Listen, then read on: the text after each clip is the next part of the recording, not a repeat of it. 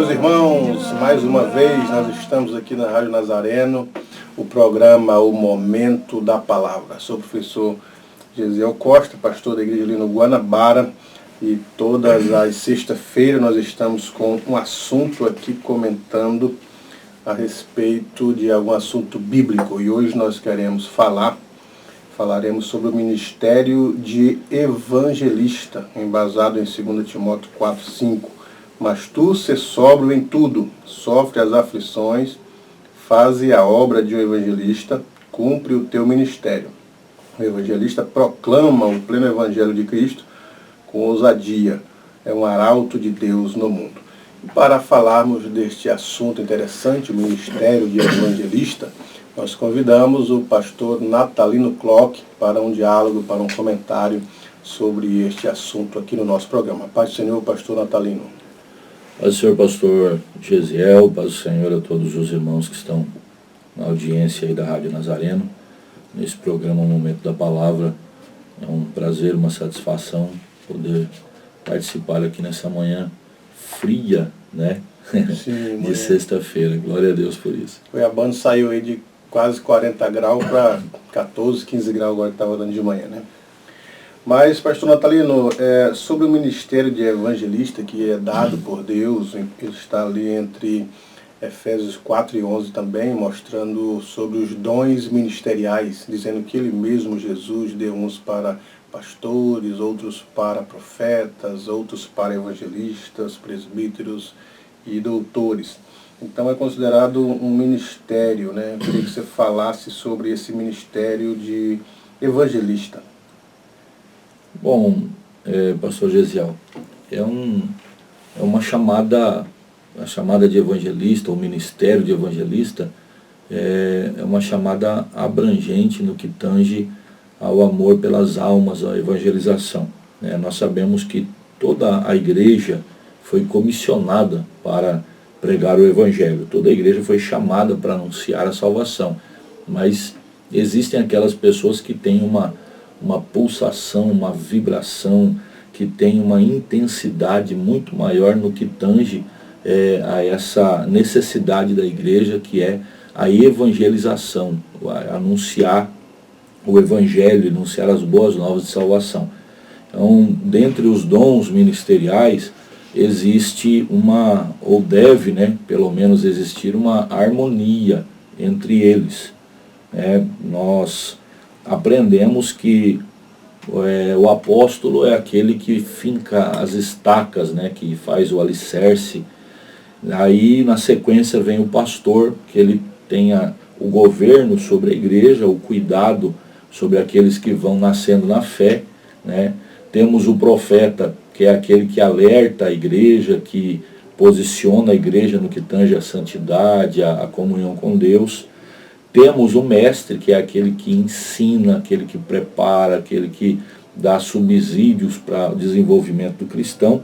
E temos o evangelista, que é aquele que vai efetivamente trabalhar intensamente na evangelização, ganhando almas, Então nós sabemos que na igreja nem todos possuem essa aptidão, Tem pessoas que a gente consegue no olhar diferenciar, que ele tem é diferente, a evangelização para ele é diferente. Dentro da igreja ele até se sente muitas vezes diferente dos outros, alguns até tendem, por falta de sabedoria, criticar as pessoas que não têm aquela mesma visibilidade que ele tem, porque para ele só o que interessa na igreja é evangelizar, é correr atrás de almas, e nem todos têm a mesma especificação. Então é interessante já iniciar frisando que a harmonia entre os ministérios, entre essas vocações que são diferentes, ela deve prevalecer para que a obra de Deus realmente cresça.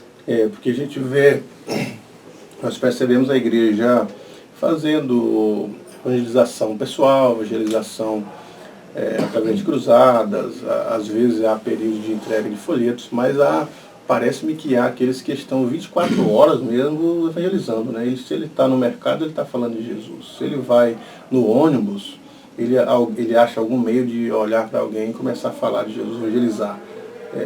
Eu conheço um irmão ali no Cristo Rei que ele é 24 horas assim, onde ele está, onde ele chega, a casa que ele chega, se ele vai no mercado, se está no ônibus, ele vai no hospital, todos os lugares ele está constantemente evangelizando, apesar de ser um diácono, mas é um evangelista nato nesse aspecto que você está dizendo da palavra. Isso, exatamente. Então é importante, a igreja precisa cada vez mais entender essa diferenciação, né? Quando nós, até não tecendo nenhuma crítica, mas olhando no que tange à palavra de Deus, não existe uma certa hierarquia que hoje nós consideramos, que nós constituímos, né? Nós entendemos assim, a maioria das pessoas entende assim, que a pessoa é chamada ao diaconato, o obreiro é chamado ao diaconato, e ele já entende que o próximo passo dele é para o presbitério, né? E aí depois o próximo passo, subindo a escada, vem evangelista e depois pastor. No contexto bíblico não existe essa hierarquia. No contexto bíblico, todas as chamadas ou os ministérios, eles têm um valor equivalente, né? Existe uma balança de igualdade ali, porque cada um possui uma função específica, né? Então, até falando um pouquinho paralelo ao tema em si, existem diáconos que foram chamados para o diaconato, ele tem prazer em servir como diácono, e se ele for levado ao presbitério, ele não vai ter produtividade, ele não vai, porque essa não é a chamada específica dele, né? Nem todos são chamados ao presbitério, nem todos são chamados para serem essa forma de evangelista, como a Bíblia vai falar como um ministério, né? O ministério de evangelista é a mesma coisa que o ministério de pastor. Nem todo mundo foi chamado para pastorear, né? Tem pessoas que carregam o título, né, de pastor, mas nunca apacentaram, eles não têm essa aptidão. Ou seja, na verdade até pode ser um erro ou um engano que às vezes a gente comete em querer priorizar ou honrar o companheiro, honrar o ministério, mas sem de fato analisar qual é o tipo de chamada que ele foi chamado para exercer. E a gente percebe também, já abrindo esse parêntese, falando sobre as questões hierárquicas que às vezes colocamos no ministério, que os diáconos que foram chamados para em Atos, para o ministério da diaconia, do serviço, como Felipe, como Estevão, a gente não vê Felipe em seguida galgando essa hierarquia. Ele continua evangelista e fazendo a obra e não tem notícia de que mais tarde promoveram ele a presbítero, depois evangelista ou a pastor, não tem. Exatamente. Inclusive Felipe, dos que foram chamados ao diaconato, ele é o único que aparenta ou que demonstra ter o ministério de evangelista. Né? Porque a função diaconal, né, a função do diácono, é justamente servir, né? Servir as mesas. Então o diácono ele foi chamado para suprir uma falha na igreja primitiva. Então como a igreja crescia muito, né, e cresceu muito rápido, nós temos às vezes nós entendemos que a igreja primitiva, a igreja de Jerusalém era uma igreja pequena porque era uma igreja perseguida. Né? E eu sempre faço essa continha rápida só para a gente ter uma ideia, né? Como é que surgiu a igreja. Lá no dia de Pentecostes, a Bíblia vai falar que tinham cerca de 120 pessoas lá, diferente do dia da ascensão de Jesus, que tinha cerca de 500 pessoas. Então, vamos tirar esses 380 que não estavam no culto lá, isso não quer dizer que eles desviaram, né? Eles só não estavam lá. Mas aí o Espírito Santo desce, Atos 2, todos são cheios do Espírito Santo, Pedro sai para fora e prega uma mensagem. Era festa em Jerusalém, e o livro de Atos vai dizer que existiam pessoas de pelo menos 19 nações diferentes ali, né? 19 locais diferentes que estavam em Jerusalém para a festa, entre judeus e prosélitos, que eram os simpatizantes da fé judaica.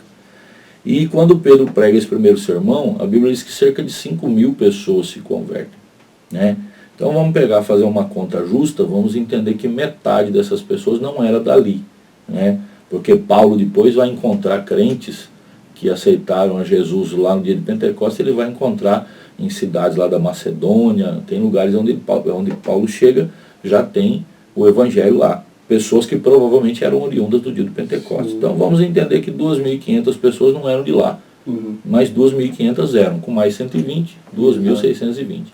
Alguns dias depois Pedro prega outra mensagem, e são mais cerca de 3.000 pessoas que se convertem. Vamos tirar metade de novo, são mais 1.500. Com 2.600 já são 4.100 pessoas. Então a igreja de Jerusalém, a igreja primitiva, no mínimo por baixo, ela já inicia com faixa aí de 4.000 membros. É muito grande, já começa grande. Exato, então os discípulos começaram a se ver em aperto, por quê? Porque eles tinham que preparar a palavra, eles tinham que fincar os alicerces da igreja, eles tinham que preparar algo que eles não possuíam, né? Hoje nós temos a Bíblia Sagrada formada para nos ajudar, nós temos aí muitos livros, muita ajuda, né? Muitos mestres, mas lá era o início. Os primeiros alicerces. Estavam começando, e eles não tinham mais tempo. E aí os gregos, Lucas vai dar a ideia de que os gregos começaram a criticar. Por quê? Porque tinham viúvas, tinham pessoas menos favorecidas que estavam passando necessidade na igreja. E aí deu-se a necessidade de instituir os diáconos para cuidar, para suprir da parte física, né?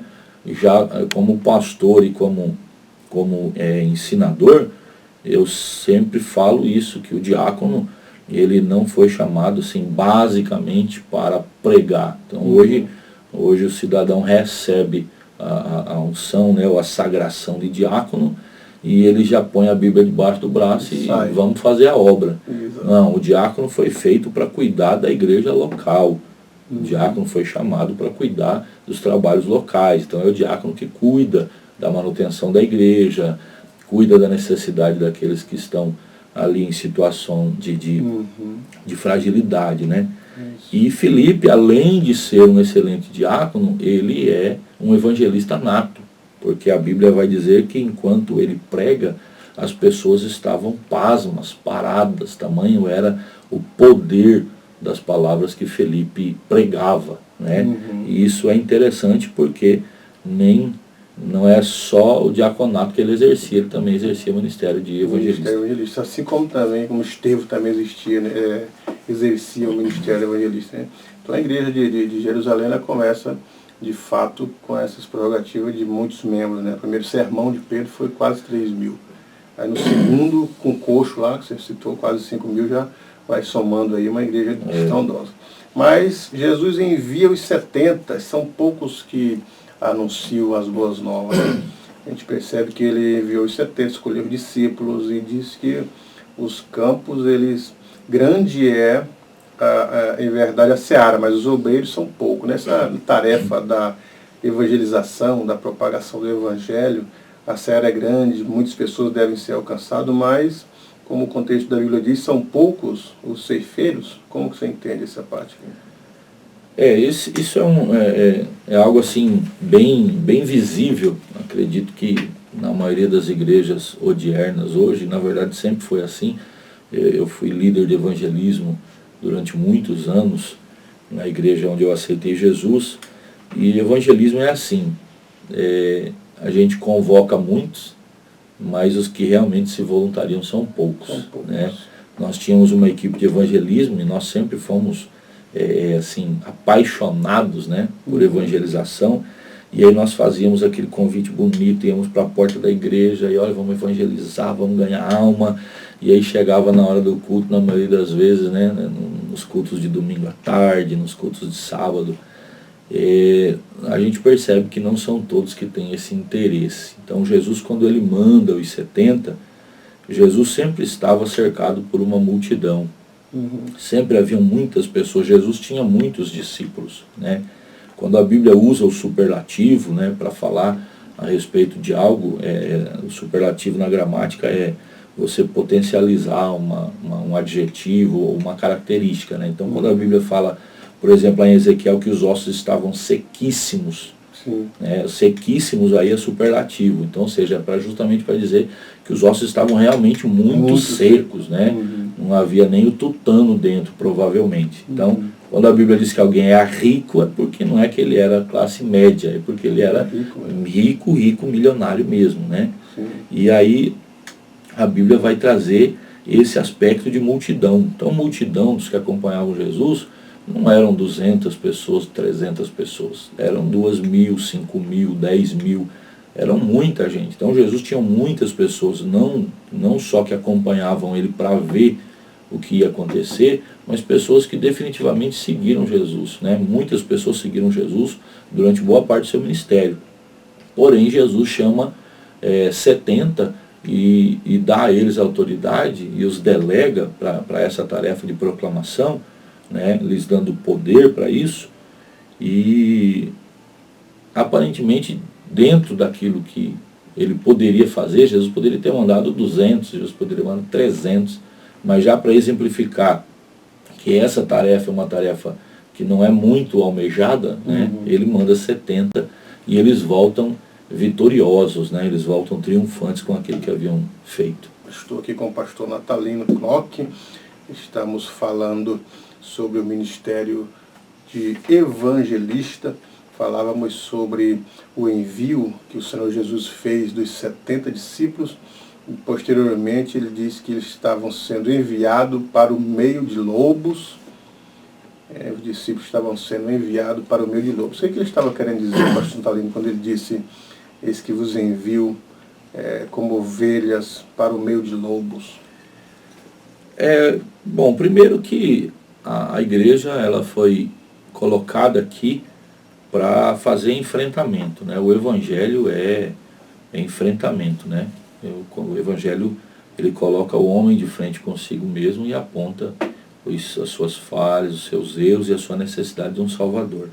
Então automaticamente as pessoas têm a tendência de rejeitar uma mensagem que confronta, né, o seu estilo de vida, o seu jeito de viver. Então naturalmente, quando a gente prega o evangelho, não há como não confrontar. Então essa confrontação gera rejeição. E é interessante que esses tempos atrás eu estava meditando na palavra e orando a Deus, e uma frase surgiu no meu coração. Eu tenho certeza que foi o Espírito Santo quem me falou, porque nós vivemos dias em que parece que todo mundo se converteu. Sim. Né? Parece que o mundo todo se converteu. E isso está gerando uma falsa sensação de sucesso, né, do evangelho. E na verdade não é assim. Então hoje as emissoras de televisão, os programas televisivos recebem os nossos pregadores, os nossos cantores. Nós estamos na mídia, né, as gravadoras seculares agora estão gravando o gospel, né, como eles chamam. O lutador de MMA quase mata o outro de tanto bater e fala que foi para Jesus, glória para Jesus. Então assim, parece que todo mundo se converteu. E eu estava justamente pensando nisso quando o Senhor Deus falou ao meu coração: se está sendo bem aceito, é porque não está sendo bem pregado. Porque quando nós pregamos o evangelho como ele verdadeiramente é, o evangelho tem que trazer, né, o pecador para a condição de arrependimento. E arrependimento só vem quando a gente tem noção de que o que a gente está praticando ou fazendo está errado.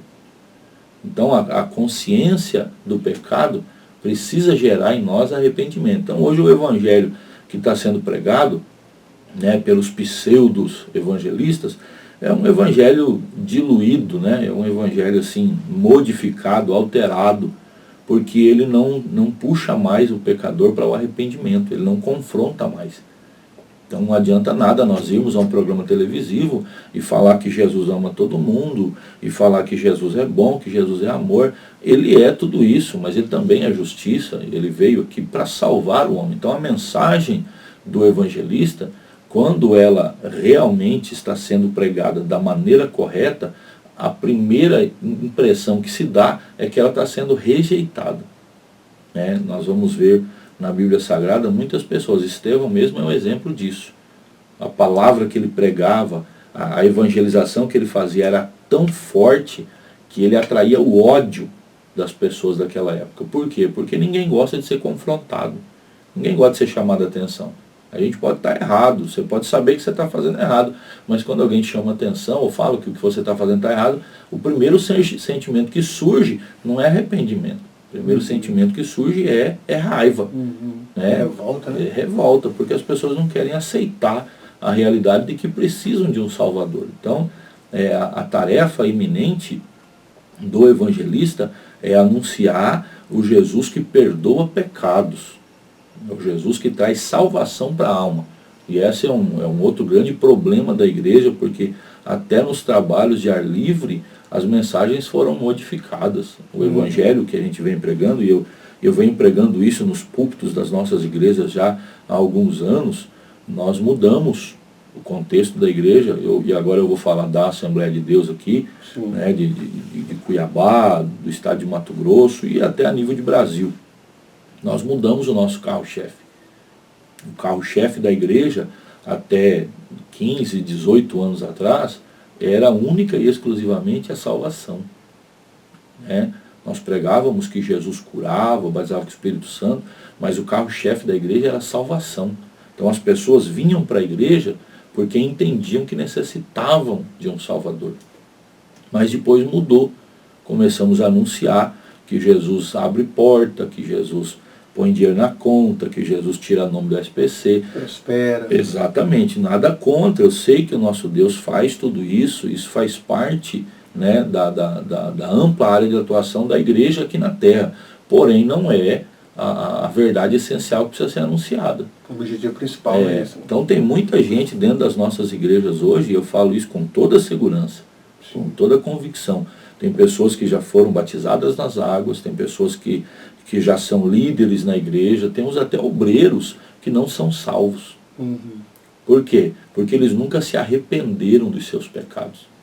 Eles foram chamados para vir aqui receber aquilo que Deus pode dar, materialmente falando, né? Resolvendo conflitos internos, resolvendo conflitos no casamento, na vida financeira. Então a gente chamava para receber a cura, para receber a providência, mas não falávamos da necessidade, da condição pecaminosa. Então essa é o grande trunfo do evangelista. Quem foi chamado, na verdade a igreja toda foi chamada para anunciar a salvação em Cristo Jesus. Né? Os sinais seguem confirmando a nossa pregação. Eles não podem estar adiante da pregação da salvação. Né? Exato. Essa conjectura que você fez aí sobre ser enviado em meio de louro, exatamente isso, porque os judeus eles não aceitavam de bom grado a mensagem do Evangelho em contraponto com a lei e os preceitos que eles acreditavam. Então, e hoje também o Evangelho ele tem que ter essa eficácia, né? Talvez, como você estava lembrando aí de a mensagem assembleiana do Evangelho de 18, 20 anos atrás, que era salvífica, talvez eu penso assim, que pelo contexto neopentecostais, os pentecostais mais novos, que deram mais ênfase a milagres, a cura, a vida financeira, a saúde emocional, eles deram muita ênfase a isso e pouca ênfase de fato aos erros, à salvação, ao arrependimento da alma, do espírito, e com isso nós também fomos na base, porque a ascensão do modismo, o que é exatamente isso, a gente sempre fala dos modismos. A moda, quando ela surge, ela vem no auge, né? Ela vem no auge. Surgiu uma moda nova, pá, todo mundo quer entrar na moda. Daqui a pouco passa, essa moda vai cair, vem outra. Tem que ter sempre alguma para sustentar. Exato. E quando surgem os primeiros modismos aí na década de 80, com os pentecostais, os neopentecostais, aí parece que muito certo, parece que eles iam tomar conta do Brasil. E a gente embarcou nessa onda de batalha espiritual, prosperidade e tantas outras coisas, e falamos menos de arrebatamentos, menos de salvação, menos sobre o pecado e mais sobre essas questões.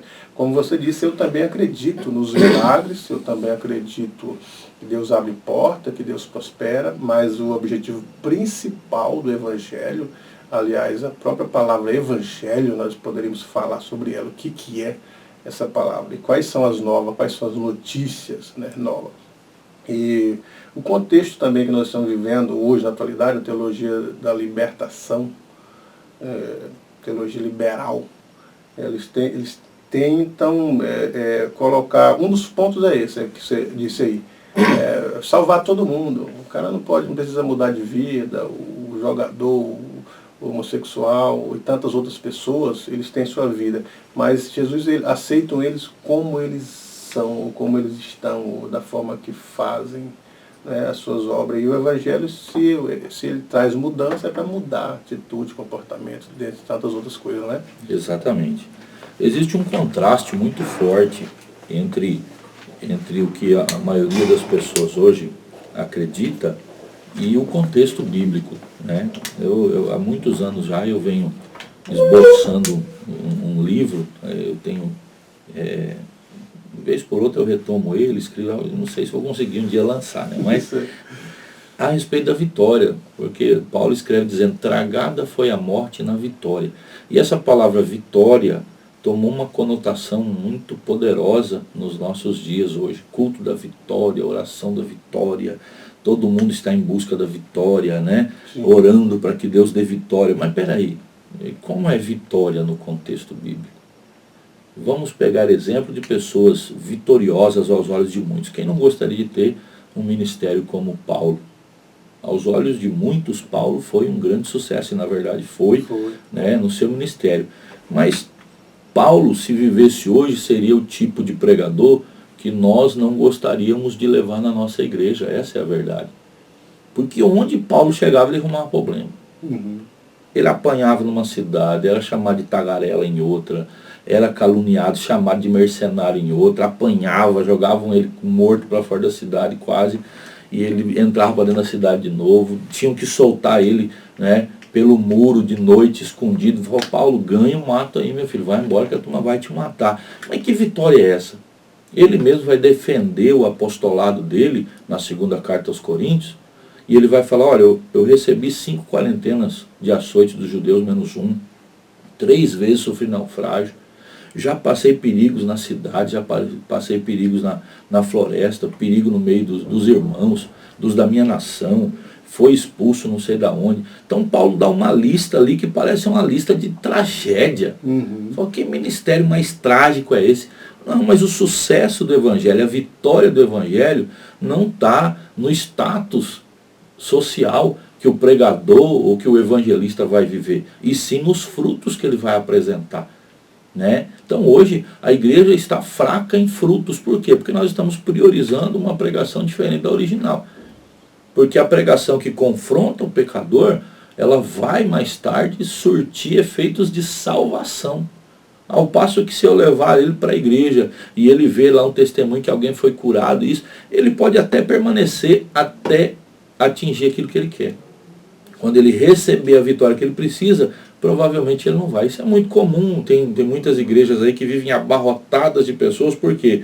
Porque o profeta está lá profetizando, porque, né, o dom de cura está se manifestando, mas se você volta lá daqui 60 dias, ou se você vai até mesmo na Santa Ceia dessas igrejas, você vai ver que a rotatividade de pessoas é muito grande. Por quê? Porque é uma rotisseria, né? É um buffet. Uhum. A pessoa vai lá, se serve, pega o que quer, o que lhe é agradável, e depois vai embora, porque já se saciou, já se fartou. Né? Infelizmente é isso. Infelizmente é isso. Pastor Natalino, essa evangelização que Jesus disse, ide por todo mundo, pregar o evangelho a toda criatura, nós já conseguimos alcançar toda essa criatura? Bom, a boa parte dos teólogos, né, eles dizem que se Paulo vivesse hoje, ele estaria evangelizando a terra pela 5ª vez. Né? Sim. Que a terra toda já ouviu a mensagem do evangelho. Mas é verdade que existem muitos povos que precisam ser realcançados, né? ou alcançados pelo evangelho. Então, a tarefa da igreja aqui não tá nem perto de terminar. Né? Nós temos muita coisa para fazer, tem muitos povos para alcançar. Na verdade, existe hoje uma nova aptidão que a igreja precisa despertar, que é buscar novamente, né, cidades e até países que se afundaram na incredulidade, que se afastaram de Deus. Então hoje a nossa missão, né, a missão integral da igreja também engloba buscar novamente, trazer de volta, né, trazer o filho pródigo, ou o filho que desvirtuou-se do caminho. Então a missão da igreja, ela não diminui. Quando Jesus ele fala que as portas do inferno não conterão o avanço da igreja, No original, uma das frases que também se encaixa nessa tradução é: as portas do inferno não conterão o avanço da igreja. Sim. Né? Porque nós temos aquela ideia, tem muitos crentes que têm aquela ideia de que a igreja aqui está acuada, né? Que nós estamos aqui nos defendendo e o inimigo atacando, mas no contexto não é, no contexto bíblico não é assim. Nós fomos colocados no campo do adversário, a Bíblia diz que este mundo foi entregue nas mãos do adversário e a igreja foi plantada aqui para conquistar. Então nós temos a necessidade de avançar, entendeu? O diabo não vai conseguir parar o crescimento da igreja, porque nós estamos invadindo dia após dia o território dele e estamos tomando, né? A Bíblia diz que nós manietamos o valente, ou seja, nós impossibilitamos ele de segurar as vidas e nós entramos no território dele e tomamos essas vidas. Então a igreja precisa voltar para essa integralidade do Evangelho, que é realmente ocupar todos os lugares, procurarmos estar em todos os segmentos. Aí entra uma conversa muito extensa, né? Não teríamos condições de falar aqui, mas a igreja precisa ter representantes em todos os lugares. Todos os segmentos. Né? Todos os segmentos. Não existe rua que a igreja não possa ir, não existe lugar, não tem boca de fumo. Eu cheguei de evangelizar em leprosário. Né, lugar onde nem é recomendado por causa de risco de contaminação, mas se a igreja não for, quem é que vai? Tem que ser a igreja para ir. Por isso que esse conceito de evangelista deriva do verbo grego evangelizo, isso é transmitir boas novas do evangelho. Então, quando a gente está estudando esse assunto, fala que o evangelista é aquele que por excelência é o pregador de boas novas, de salvação, de cura, de mudança de vida na vida dos que precisam. E sempre eu digo, pastor Natalino, que quando eu falo sobre evangelho, eu pergunto para os alunos, para a igreja, o que significa a palavra evangelho? Ele fala boas novas. Eu pergunto, quais são as novas? Aí eles já ficam, nova de salvação. Não, mas as novas, elas começam, porque o pastor Ezequiel Soares, ele diz assim, que evangelho é notícias alvissareiras. Aí ele conceitua, ele tem um livrinho de evangelismo, ele conceitua notícias alvissareiras. Ele fala que notícias alvissareiras são notícias que chocam, notícias de primeira página. Sempre na segunda-feira você vai ter as capas de revista, capa de jornal, com uma notícia com letras garrafais que vai te chamar a atenção. Então isso são notícias alvissareiras. Então o evangelho é isso. Se fosse pegar o evangelho e colocar em revistas e jornais, a primeira notícia é: a Virgem dará luz. Opa, peraí, a Virgem dará luz? E todo mundo queria ler essa notícia. Vou comprar essa revista. Mas viu uma virgem que engravidou? Então é notícias que chocam. Aí o segundo é o nascimento de Jesus. Qual foi o outro menino que nasceu, que o céu abriu, que os anjos tocaram? Só o nascimento dele. Então isso é uma notícia de capa de jornal. Da notícia. Alguém nasceu, o primeiro menino que nasceu, que os anjos tocaram. E assim vai. O ministério dele foi assim. Foi notícia todos os dias, curando, salvando. A morte dele também abalou o mundo, que houve os fenômenos sobrenaturais. E a ressurreição. Então, isso é notícia que choca, notícia que estaria boas novas. Exatamente. O saudoso pastor David Wilkerson, ele começou a igreja dele na praça. Então, como ele pregava e poucas pessoas davam crédito, ele começou a ir para a praça, ficava parado olhando para o céu. Sim. E aí daqui a pouco as pessoas são muito curiosas, né? Ia juntando gente olhando para o céu. E ele estava lá quieto olhando para o céu. Quando ele via que já tinha bastante gente, aí ele começava: eu estou olhando para o céu, porque eu estou esperando Jesus que foi para o céu e vai voltar do céu para buscar de novo um povo. Dessa estratégia de trazer algo assim surpreendente para as pessoas, iniciou-se uma igreja hoje que está lá próxima do Central Park, se não me falha a memória, né, de uma praça muito famosa, que começou com essa estratégia de anunciar de uma forma contundente, surpreendente, né, trazendo a admiração para as pessoas, de novas de salvação. Né? Então a igreja precisa, e eu até entendo que o pastor de igreja, né, nós temos a função de observar, analisar e perceber a aptidão de certas pessoas. Sim. Né?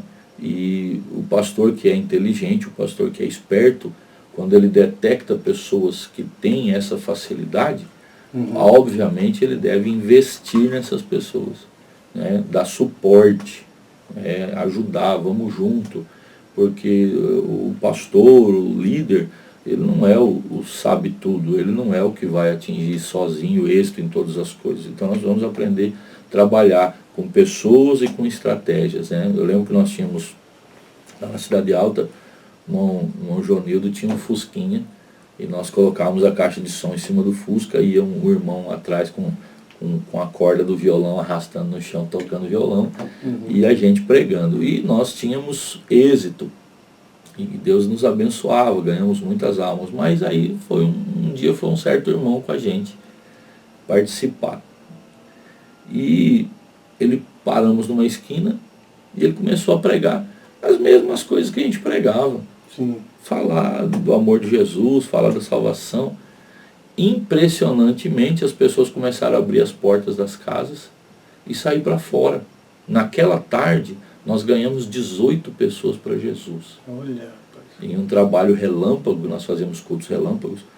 E eu cheguei em casa e falei, mas que negócio é esse? Porque eu preguei do jeito que o irmão prega, falei da mesma coisa, falei de salvação, mas é o dom, é a aptidão, nós precisamos aprender, porque hoje, porque a pessoa não prega dentro da igreja, porque ele não traz uma mensagem pentecostal, muitas vezes ele não é valorizado pelo tipo de ministério que ele tem. Então o ministério de evangelista, na igreja, ele não se desenvolve muito bem, não é o ambiente dele, mas se você colocar ele na rua e der suporte para ele trabalhar, e botar a gente para ajudar, ele vai ter isso, né? Vai crescer. Maravilha, nós já estamos chegando ao final da nossa programação, uma pena que o tempo passa muito rápido, quando o assunto é bom e o palestrante é excelente. Pastor Natalino, despede-nos em oração. Oremos. Senhor Deus e Pai, em nome de Jesus, te agradecemos, Pai, pelo privilégio de mais uma vez juntos meditarmos, Pai, na Tua palavra, considerarmos a respeito da Tua obra. Eu te apresento, meu Deus, cada um dos que estão ouvindo, meu Deus, esta programação, cada família representada. Estende as tuas mãos, Pai. Abençoa, supre as necessidades do teu povo. Abençoa o Senhor pastor Gesiel. Meu Deus, tudo aquilo que o teu filho tem feito na tua obra, eu te peço, continua abençoando, Senhor. Abençoa a equipe aqui, meu Deus, da Rádio Nazareno. Pai, vai dando vitória aos teus filhos. E, Senhor, eu me despeço, Senhor, te pedindo, levanta, Pai, ceifeiros para a tua seara, desperta, meu Deus, teus filhos para esta tarefa tão sublime, Senhor, que é a evangelização. Continua, meu Deus, conosco, Pai, o que nós pedimos em nome de Jesus. Amém.